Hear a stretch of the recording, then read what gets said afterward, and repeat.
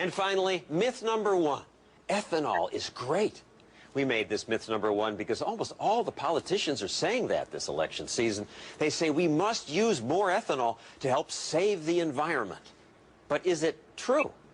Ramp up the availability of ethanol by... Both Democrats and Republicans.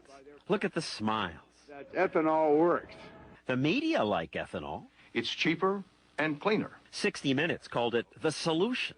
Ethanol makes a lot of sense. And the presidential candidates like it. We've got to get serious about ethanol. Biodiesel.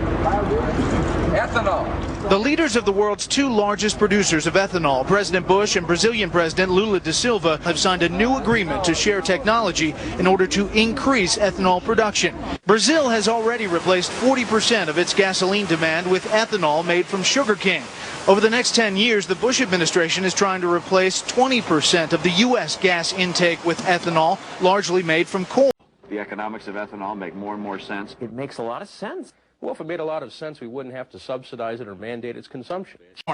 U.S. ethanol producers receive a 51-cent per gallon tax credit, as well as subsidies for growing corn that totaled $9 billion in 2005. Too much of a good thing? Ethanol is worth subsidizing, say its cheerleaders. It's made from corn. We grow corn. It's natural. Just makes it sound better. But it turns out that it takes just about as much energy to produce ethanol as you get when you burn ethanol. It takes a lot of fossil fuels to make the fertilizer, to run the tractor, to build the silo, to get that corn to a processing plant, to run the processing plant. And ethanol cannot be moved in pipelines the way gasoline is because ethanol degrades. So using ethanol means using many more big polluting trucks. To move the corn from the fields of the processing plant, and then to move that corn ethanol from the Midwest to the coast. That takes a tremendous amount of energy.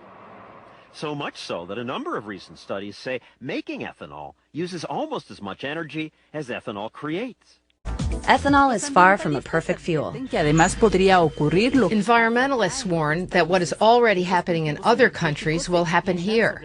Energy crops will overtake nature. In addition, there are concerns about the real benefits of corn ethanol.